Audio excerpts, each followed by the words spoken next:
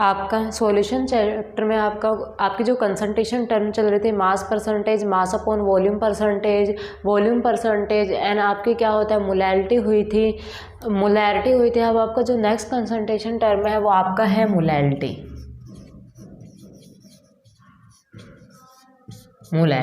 जिसे डिनोट करते हैं इस स्मॉल m से। मोलैरिटी होती क्या है, सबसे पहले आपके पास जो मोलैरिटी क्या थी कि number of mole solute present 1 litre of solution. 1 litre solution में कितने नंबर ऑफ मोल सोल्यूट के थे, वो आपकी क्या थी मोलैरिटी। अब मोलैरिटी क्या है, number of mole present 1 kg of solvent, यानी कि मोलैरिटी आपके पास क्या है,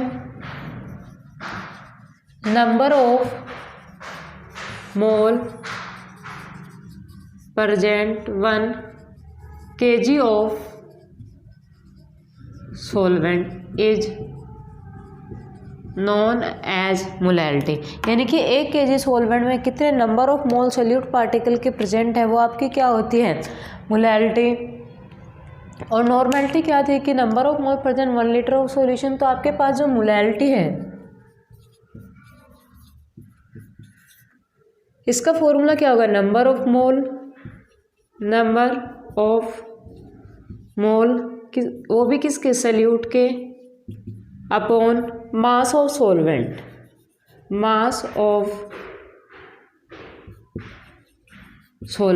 ये आपके पास क्या है मोलैरिटी को डिनोट करते हैं स्मॉल m से।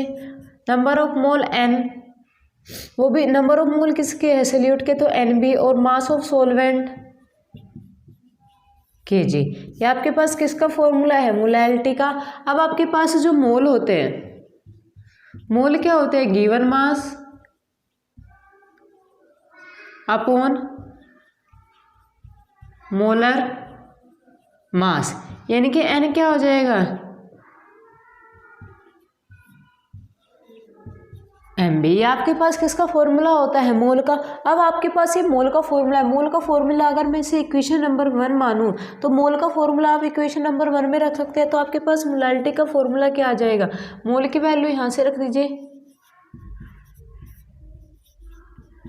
MB kg। ये आपके पास क्या है मोलैरिटी का। अब देखिए आपके पास जो मास ऑफ सोल्यूट है वो क्या है किलोग्राम में, इसे ग्राम में कन्वर्ट कर लिया, ऊपर किससे मल्टीप्लाई कर दूं 1000 से। तो आपके पास मोलैरिटी का फॉर्मूला क्या आ जाएगा,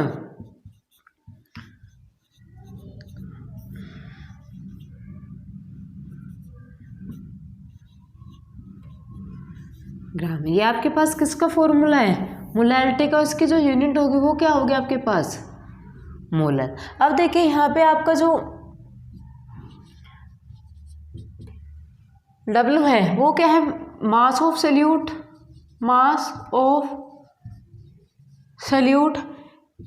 MB आपका क्या है, मोलर मास ऑफ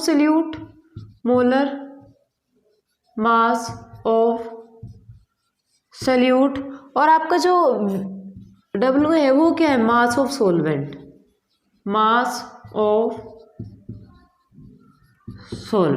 ये आपके पास क्या होती है मोलैरिटी, जहाँ पे W क्या है आपका given mass of solvent, M क्या है मोलर मास ऑफ सॉल्वेंट, ये आपका क्या था मोलैरिटी। अब आपके पास आपने दो टर्म लिए मोलैरिटी और मोलैरिटी, दोनों में क्या रिलेशनशिप है कि आपका मोलैरिटी और मोलैरिटी में एक रिलेशनशिप निकल के आएगी, उसे देखते हैं।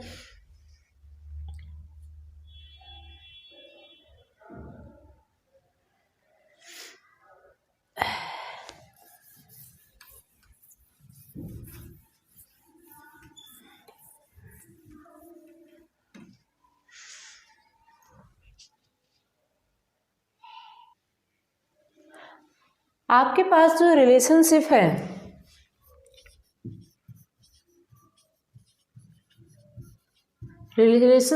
ऑफ मोलैरिटी एंड मोलैरिटी, इन दोनों में क्या रिलेशनशिप है, क्या रिलेशन है मोलैरिटी और मोलैरिटी। आप दोनों का फॉर्मूला लिखिए। मोलैरिटी का डिनोट किससे करते हैं, कैपिटल M से। वो होता क्या है, mole of solute upon volume, वो भी किसकी सॉल्यूशन की। और आपके पास मोलैलिटी का फॉर्मूला क्या, मोल of solute mass of solvent, वो भी किस में, केजी में।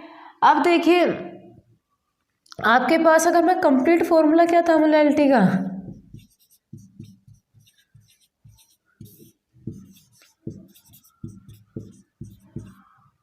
ये आपके पास कंप्लीट फॉर्मूला था मोलैलिटी का। मोलैलिटी का आपके पास कंप्लीट फॉर्मूला क्या था,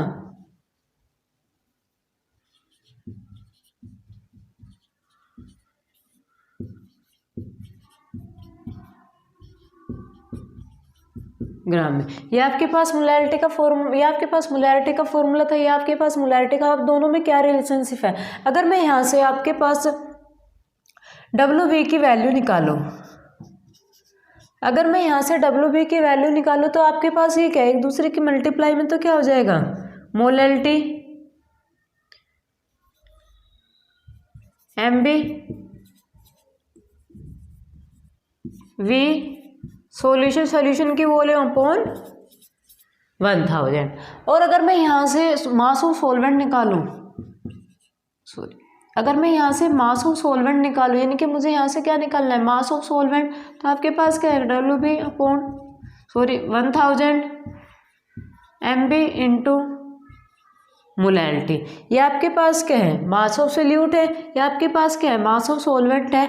अब आपके पास देखिए अगर मैं यहाँ पे इसे मान लो इक्वेशन नंबर आपकी जो ये है इक्वेशन नंबर 2 है, अगर इक्वेशन 2 में मैं W की वैल्यू पुट आउट करूँ, इसमें क्या है W है, अगर ये इक्वेशन 2 है, इस इक्वेशन 2 में अगर मैं W की वैल्यू पुट आउट करूँ तो मेरे पास क्या आएगा, W की वैल्यू आपके पास क्या थी, molality molar mass of solute V solution upon 1000। ये आपके पास किसकी वैल्यू थी, WB की वैल्यू थी 1000 upon MB into M।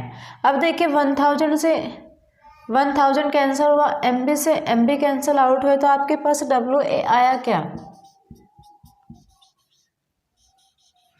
Molality V solution upon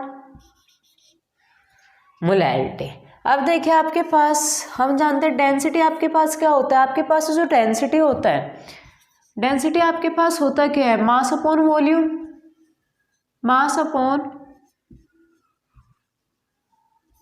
volume.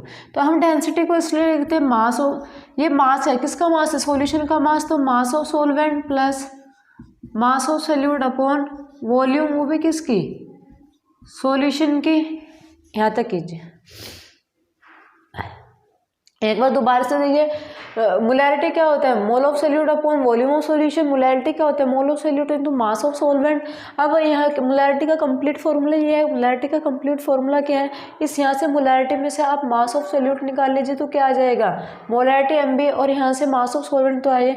अब देखिए यहाँ पे आपके इक्वेशन नंबर 2 में आप WV की वैल्यू पुट आउट कीजिए, ये इससे कैंसिल आउट है, तो आपके पास यहाँ पे मास ऑफ सॉल्वेंट गया। अब आपके पास डेंसिटी क्या होती है, मास अपॉन वॉल्यूम, तो ये आपके पास जो मास है वो किस में है, मास क्या है, सॉल्यूशन का मास है, जो वॉल्यूम है वो की वॉल्यूम है, तो सॉल्यूशन किससे है, सॉल्वेंट और सॉल्यूट से, तो क्या है, मास of solute plus mass of solvent upon volume. अब देखिए आपके पास जो इक्वेशन है ये, इस इक्वेशन में W है, आपके पास WA की वैल्यू क्या है, ये WB की वैल्यू आपके पास क्या है, ये, तो आप दोनों की वैल्यू इसमें पुट आउट कर सकते हैं कि WA की वैल्यू भी और WB की, इतना उतारिए अभी पहले।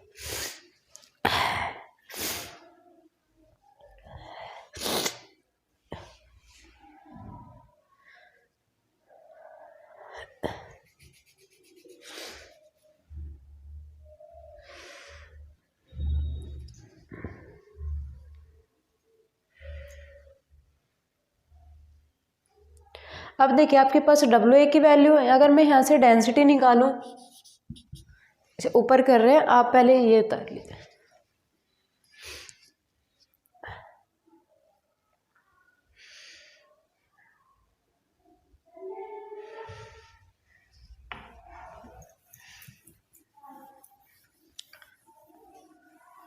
अब देखिए लास्ट के मैं 2 फॉर्मूले ऊपर लिख रही हूँ, जैसा पहला आप क्या कहता है, स्मॉल W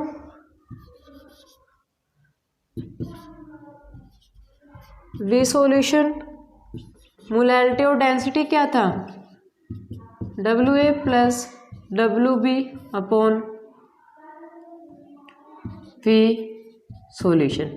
ये दोनों सॉल्यूशन है। अगर मैं यहाँ पे डेंसिटी नहीं हो तो WA की वैल्यू आपके पास क्या है, molarity into V solution upon molarity.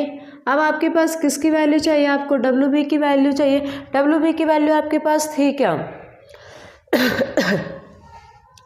WB की वैल्यू जब आपने मोलैरिटी के इस फॉर्मूले से ये आपके पास क्या मोलैरिटी का फॉर्मूला था,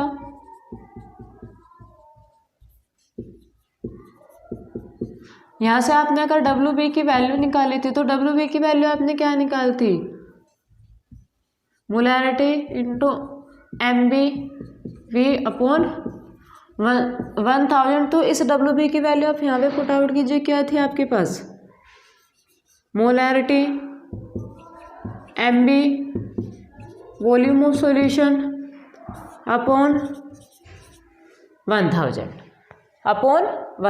अब आप देखिए अपोन में क्या था, क्योंकि हमने WA की वैल्यू पुट आउट कर दी, WB की वैल्यू का, और उसमें क्या था V solution, volume of solution. अब देखिए इस इक्वेशन में से आप क्या कर मोलैरिटी कॉमन ले सकते हैं और सॉल्यूशन की वॉल्यूम को कॉमन ले सकते हैं। तो आपके पास अगर डेंसिटी है तो एक तो मैंने मोलैरिटी कॉमन ले ली, दूसरा क्या है सॉल्यूशन की वॉल्यूम कॉमन ले। एक मिनट, यानी कि अगर डेंसिटी है तो अब देखिए मैं से मोलैरिटी और वॉल्यूम को कॉमन ले रही हूँ कि मोलैरिटी, और दूसरा क्या है मेरे पास सॉल्यूशन की वॉल्यूम है। तो आपके पास यहाँ पे क्या है MB था,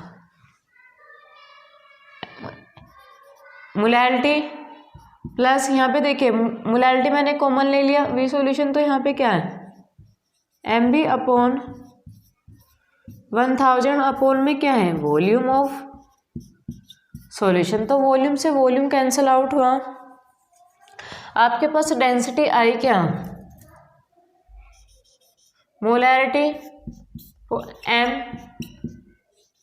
MB अपॉन 1000। अगर मुझे यहाँ से क्या निकालना है, मुझे यहाँ से मोलैरिटी निकालनी है, तो आपके पास मोलैरिटी का फॉर्मूला क्या आएगा कि मुझे यहाँ से क्या निकालनी है, आपके पास जो ये मोलैरिटी थी इसे निकालना है। तो मोलैरिटी का अगर मैं यहाँ से निकालूँ तो आपके पास क्या आ जाएगी, molarity into D density of solution. यानी कि अगर मैं यहाँ से मोलैरिटी निकालूँ तो आपके पास क्या आ जाएगी, molarity into density of solution upon 1 plus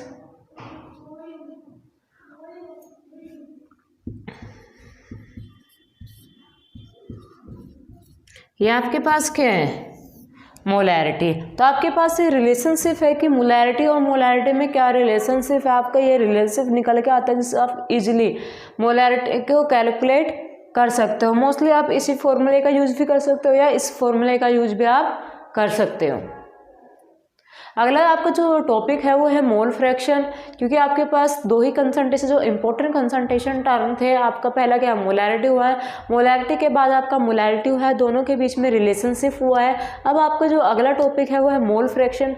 what is the mole fraction, mole fraction होता क्या है और मोलैरिटी और मोल फ्रैक्शन में क्या रिलेशनशिप है उसे देखते हैं। उसके बाद आपका जो सोल्यूबिलिटी है, काफ़ी लॉन्ग टॉपिक है सोल्यूबिलिटी, उसके ऊपर जो आपके उसमें हेनरी लॉ और राउट लॉ आते हैं वही डेरिवेशन हो गए, उनसे बहुत अच्छे क्वेश्चन बनेंगे।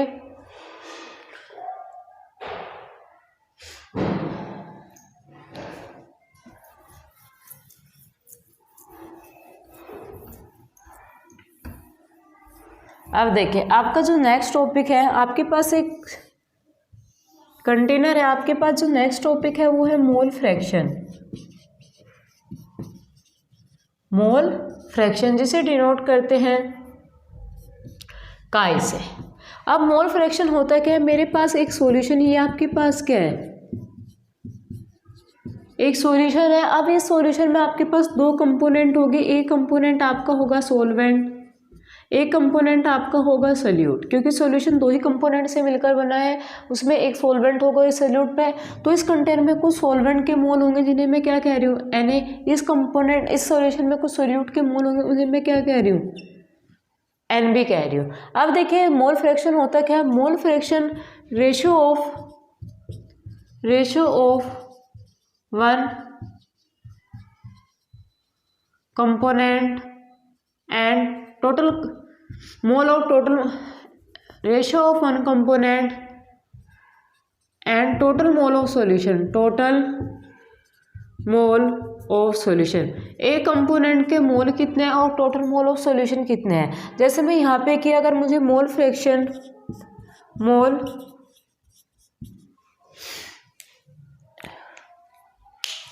आपके पास अगर मुझे मोल फ्रैक्शन ऑफ सॉल्यूट निकालना है, मोल फ्रैक्शन ऑफ सॉल्यूट निकाला है, तो मोल of solute, mole of solute यानी कि mole of one component upon total mole of solution, total mole of solution. जिसका आपको मोल फ्रैक्शन निकालना है उसके मोल कितने हैं और पूरे सॉल्यूशन में टोटल मोल आपको निकालने हैं। जैसे मोल फ्रैक्शन ऑफ सॉल्यूट का निकालना है तो आप क्या लिख सकते हैं, काई सॉल्यूट आपका क्या है बी, तो सॉल्यूट के मोल कितने हैं N B, total mole of solution कितने हो जाएंगे N A plus N B, N A plus N B. तो आपके पास ये मोल फ्रैक्शन किसका, मोल फ्रैक्शन ऑफ सॉल्यूट है। अगर मैं मोल fraction of, mole fraction of solvent के निकालो, अगर मैं मोल फ्रैक्शन ऑफ सॉल्वेंट के निकालूं तो मेरे पास सॉल्वेंट क्या है ए, तो उसके क्या मोल ऑफ सॉल्वेंट यानी कि ऊपर क्या हो जाए मोल ऑफ सॉल्वेंट यानी कि N A, total mole of solution N A plus N B. तो आपके पास ये क्या है mole of solute, mole fraction of solute, ये क्या है मोल फ्रैक्शन ऑफ सॉल्वेंट। अब देखिए अगर मैं आपके पास एक्स बी अपॉन एक्स ए, तो आपके पास एक्स बी की वैल्यू आपके पास क्या है, एक्स बी आपके पास क्या है ये N B upon N A plus N B. X A की वैल्यू आपकी वही सॉल्वेंट के मोल फ्रैक्शन कितने हैं N A upon N plus N A plus N B. तो आपके पास देखिए क्या होएगा, ये ऊपर जाएगा तो आपके पास जो X B upon X A, आपके पास क्या आ जाए X B upon X A N B, N A plus N B, यहाँ पे क्या आ जाएगा N A plus N B upon N A. तो एन बी से एन बी कैंसिल आउट, तो आपके पास X B upon X A कितना आएगा N B upon N A. अब आपके पास जो X A plus x B जो दोनों की वैल्यू होती है वो 0 to 1 के बीच में लाई करती है, और आपके पास जो मोल फ्रैक्शन होता है, जो मोल फ्रैक्शन होता है, मोल फ्रैक्शन वो क्या होता है एक यूनिट लेस क्वांटिटी होता है, यूनिट लेस क्वांटिटी होता है, यानी कि मोल फ्रैक्शन के कोई भी आपके पास कोई भी यूनिट नहीं होती। आपके पास जो मोल फ्रैक्शन है वो क्या होता है एक यूनिट लेस क्वांटिटी होती है, यानी कि इसकी कोई भी यूनिट नहीं होती, और आपके पास जो मोल फ्रैक्शन की वैल्यू है वो 0 to 1 के बीच में लाई करेगी। अब आपने सबसे पहला आपका जो कंसंट्रेशन था मोलैरिटी और मोलैरिटी दोनों के बीच में रिलेशनशिप देखा, और अगला आपका जो टॉपिक है रिलेशनशिप आपको कुछ थोड़ी देर बाद कराऊंगे। अगला टॉपिक है आपका जो नॉर्मेलिटी है, उसके बाद आपका रिलेशनशिप कराएंगे। नॉर्मेलिटी है उसे फिनिश करते हैं।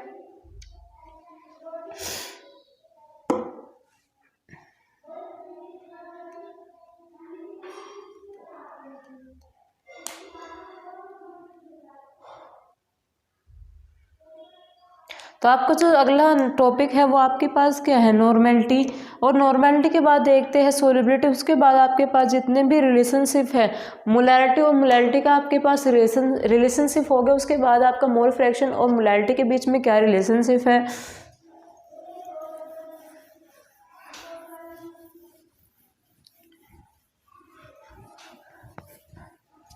अब आपका अगला जो टॉपिक है वो आपका क्या है normality.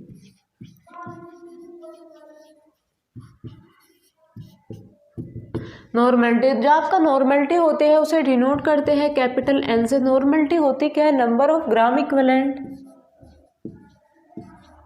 Number of gram equivalent present 1 litre of solution. 1 litre solution में कितने नंबर ऑफ ग्राम इक्विवेलेंट है वो आपका क्या होता है, नॉर्मेलिटी। तो आपके पास जो नॉर्मेलिटी का फॉर्मूला आएगा, number of gram equivalent, number of gram equivalent upon volume of solution, volume of solution वो भी किस में, लीटर में। अब आपके पास जो ग्राम इक्विवेलेंट होते हैं, ग्राम, जो आपके पास ग्राम इक्विवेलेंट होते हैं वो क्या होता है, मास अपॉन इक्विवेलेंट, इक्विवेलेंट वेट। अब क्या है, आपके पास मास को डिनोट करते हैं इक्विवेलेंट वेट ई से। अब आपके पास जो इक्विवेलेंट वेट होता है, सबसे पहले आप नॉर्मेलिटी को डिनोट किससे करते थे, एन से। ग्राम इक्विवेलेंट क्या होता है आपका, मास और given mass upon equivalent wait, तो डब्ल्यू अपॉन ई लिख सकते हैं। तो क्या लिख सकते हैं, डब्ल्यू बी अपॉन ई, और अपॉन में क्या हो जाएगा, वॉल्यूम, वो भी किस में, लीटर में। इस लीटर को मिलीलीटर में करने के लिए ऊपर 1000 से क्या करें, मल्टीप्लाई।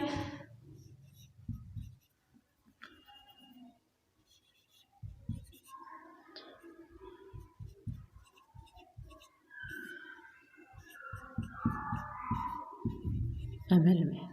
तो आपके पास ये फॉर्मूला किसका है, नॉर्मेलिटी का।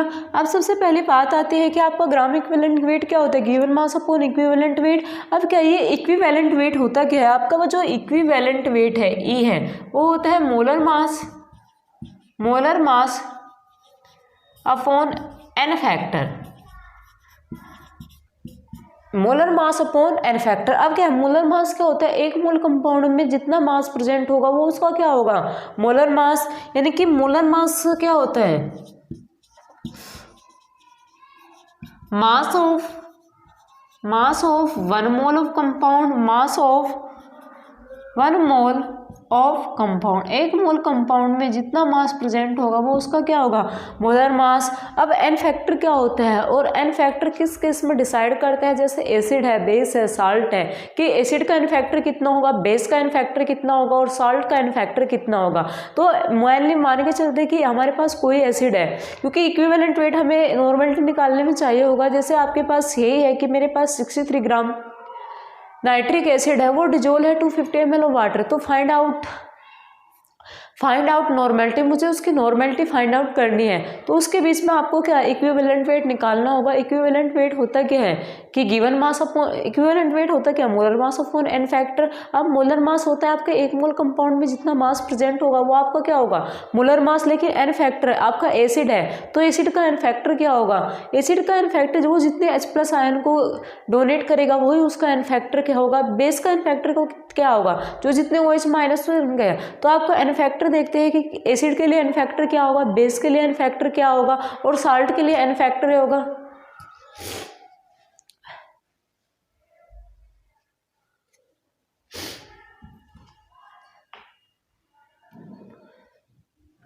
आपका जो एसिड और बेस साल्ट के, उनके लिए जो एन फैक्टर होंगे,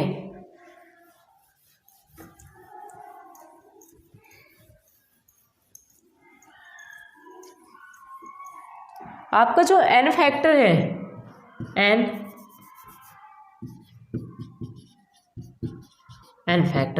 फैक्टर आपका एसिड,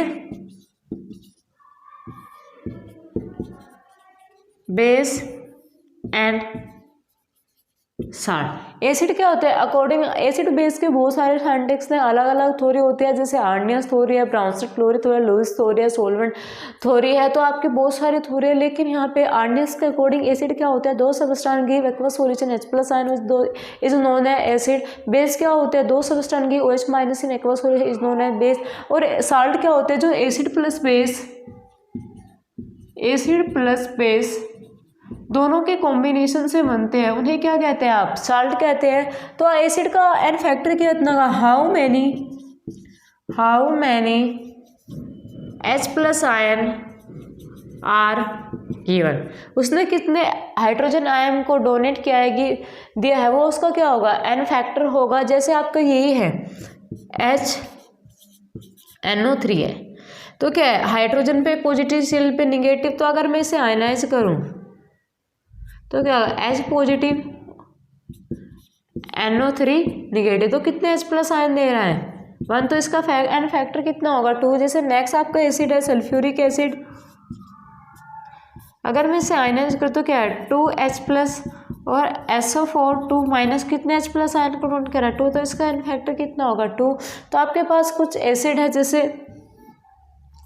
आपके पास HNO3 है, उसका n फैक्टर कितना है 1। आपके पास H2SO4 है, उसका n फैक्टर कितना है 1। आपके पास HCN है, उसका n फैक्टर कितना है, सॉरी H2SO4 का n फैक्टर कितना है 2, HCN का n फैक्टर कितना है 3। एसिटिक एसिड, उसका n फैक्टर आपके पास कितना है 1। लेकिन आपके कुछ एसिड है जैसे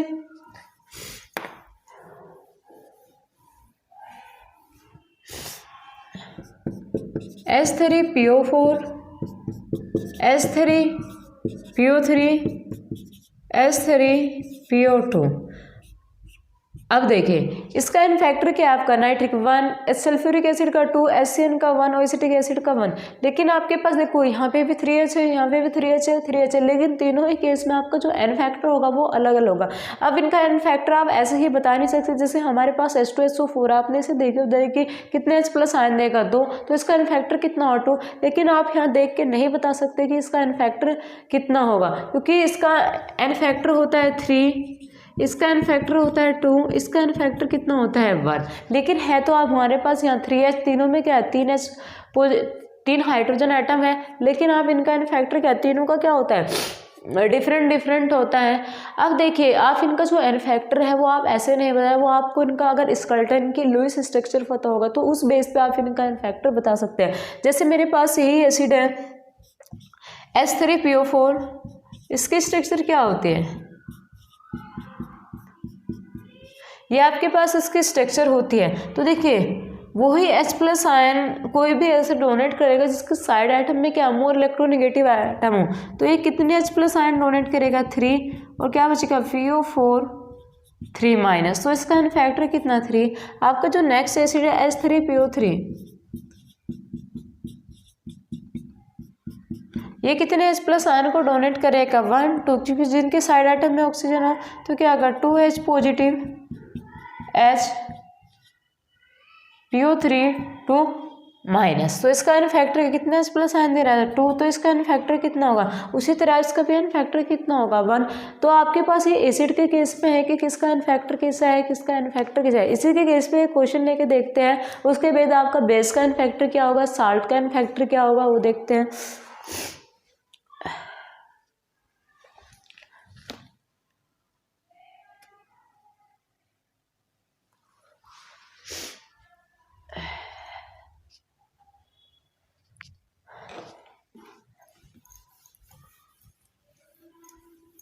अब देखिए इसी तरह मेरे पास यही क्वेश्चन है कि मेरे पास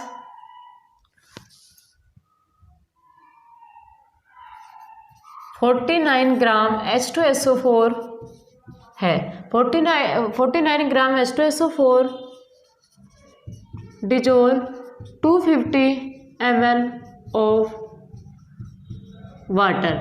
फाइंड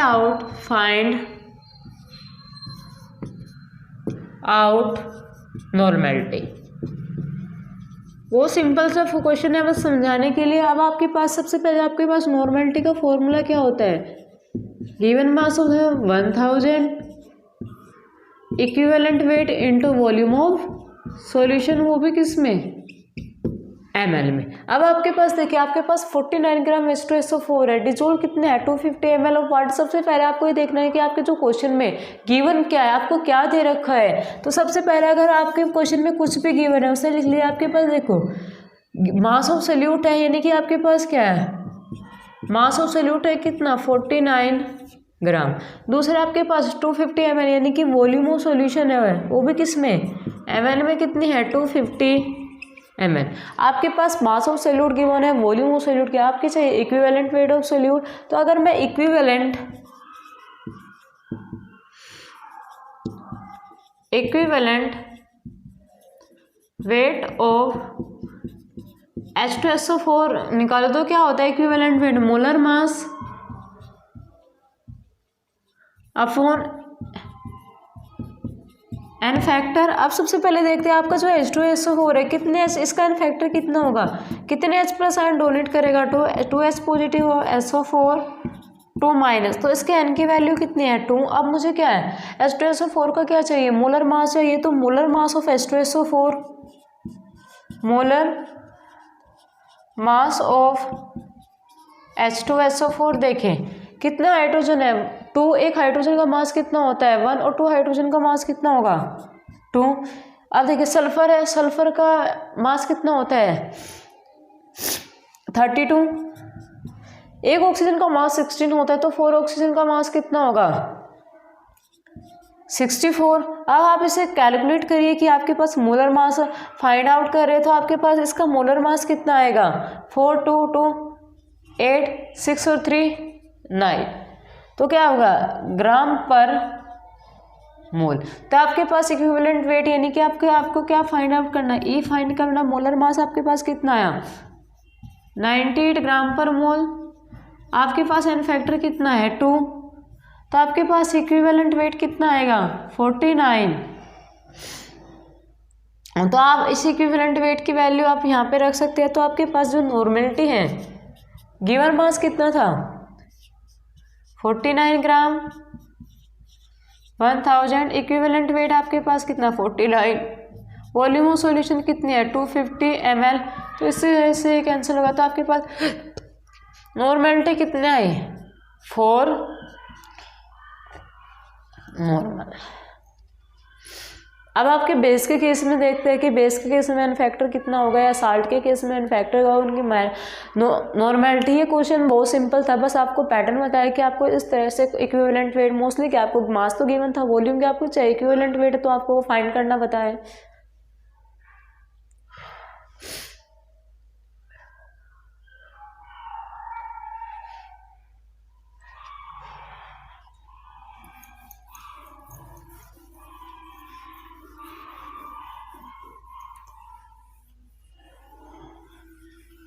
अब आपके पास देखिए, अब अगर आप बेस के केस में आप एन फैक्टर यानी कि बेस के केस में एन फैक्टर क्या होगा, आर्डनेस के अकॉर्डिंग बेस क्या होते हैं, दो सब्सटेंस की OH minus ion aqua solution, यानी कि वे सब्सटेंस जो एक्वा सॉल्यूशन में OH प्लस आयन को डोनेट कर रहे हैं वो हो गया आपके क्या बेस। अब आपके पास यहाँ पे कुछ बेस है जैसे NaOH है। अब बताइए Na पॉजिटिव OH निगेटिव, तो इसका एन फैक्टर कितने OH माइनस आयन देगा 1, तो इसका फैक्टर कितना 1। दूसरा आपका बेस है CaOH की ट्वाइस, कितने OH माइनस देगा, कैल्शियम 2 पॉजिटिव है माइनस, तो कितने OH मिलेगा 2 देगा, तो इसका फैक्टर कितना 2।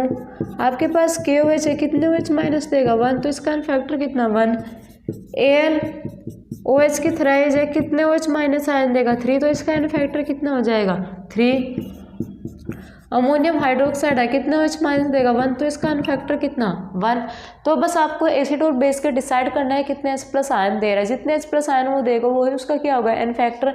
अब साल्ट के केस में देखते हैं, आपके पास साल्ट क्या होते हैं, जो एसिड प्लस बेस के कॉम्बिनेशन से बनते हैं उन्हें क्या कहते हैं साल्ट। जैसे आपके पास यही है H2SO4 एसिड है, सल्फ्यूरिक एसिड, अगर मैं इसकी रिएक्शन बेस के साथ कर रहा है सोडियम हाइड्रोक्साइड, तो आपके पास क्या बनेगा पॉजिटिव निगेटिव पॉजिटिव निगेटिव, तो आपके पास क्या बनेगा Na2SO4 2H2 salt plus hydro.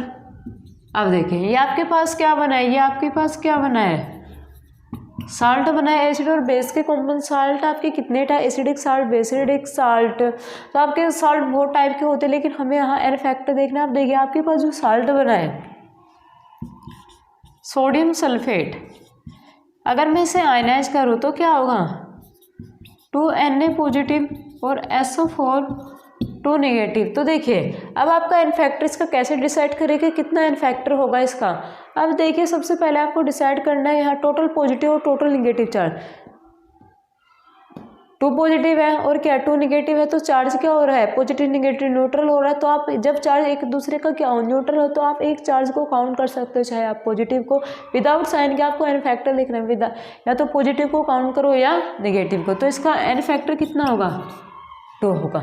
जैसे मेरा नेक्स्ट क्वेश्चन है, ये आपके पास है एल्यूमिनियम सल्फेट, ये आपके पास साल्ट है जो आपके पास एल्यूमिनियम हाइड्रोक्सल्फ्यूरिक एसिड के कॉम्बिनेशन से बना है। अगर मैं इसे आयनाइज करूँ तो क्या होगा, 2 एल्यूमिनियम 3 + 3SO4 2 माया। तो इसका इन फैक्टर क्या देखिए, टोटल पॉजिटिव चार्ज क्या 2 3 = 6, 3 2 = 6, तो क्या 6 पॉजिटिव चार्ज हो सके, तो इसका एन फैक्टर कितना होगा, 6। तो आपके पास क्या हो रहा है, आपका नॉर्मेलिटी हो गया, मोल फ्रैक्शन होगा, मोलैलिटी हो गया। अब पीपीएम पीपीबी ये क्या होता है, बस एक इन्हें डिस्कस करते हैं, उसके बाद आपका जो रिलेशनशिप है उसे डिस्कस करते हैं, और फिर सोलिबिलिटी।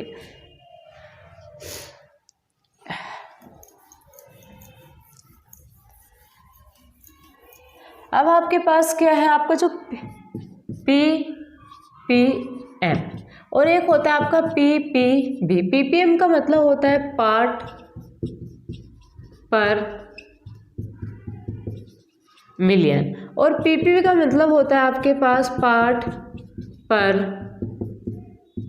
ये वो कंसंट्रेशन टर्म है जो यूज होते हैं, use for very dilute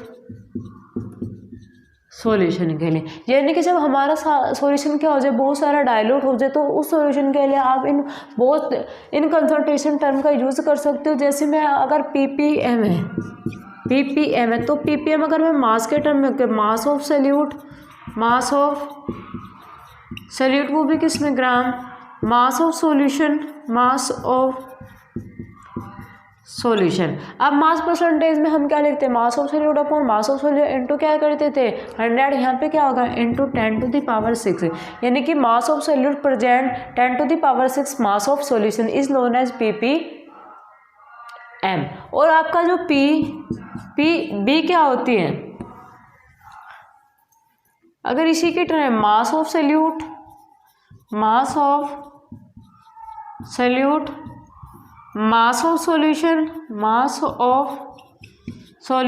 into क्या हो जाएगा 10⁹, यानी कि mass of solute present 10⁹ mass of solution is known as PPB. आप इसे मास के टर्म में भी लिख सकते हैं, आप इसे वॉल्यूम के टर्म में लिख सकते हैं। अब आपके पास जितने भी आपके पास कंसंट्रेशन टर्म थे, सारे कंसंट्रेशन टर्म आपके डिस्कस हो चुके हैं। अब आपके पास एक रिलेशनशिप हुआ है, जो आपका रिलेशनशिप मोलैलिटी और मोलैलिटी के बीच। अगला जो आपका रिलेशनशिप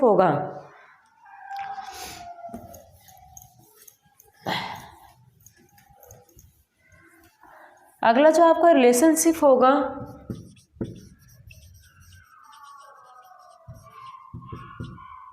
सिर्फ of molality and mole fraction. अगला जो आपका रिलेशनशिप होगा वो मोलैलिटी एंड मोल फ्रैक्शन के लिए, जिसका आज के लिए इतना ही। कल आपका रिलेशनशिप के साथ कुछ जो न्यूमेरिकल होंगे वो फिनिश हो जाएंगे। उसके बाद आपका जो टर्म है सोलिबिलिटी के अंदर आपको जो solubility in gas and liquid में हेनरी लॉ, राउट लॉ, और उसके बाद आपका कोलिगेटिव फैक्टर और वानेट फैक्टर, ये कुछ ही टॉपिक इस चैप्टर में रहे हैं, वो आगे डिस्कस करेंगे। लेकिन ये जो आपको एक कंसर्न, आपका जो रिलेशनशिप है, इसे कल डिस्कस करेंगे। Thank you.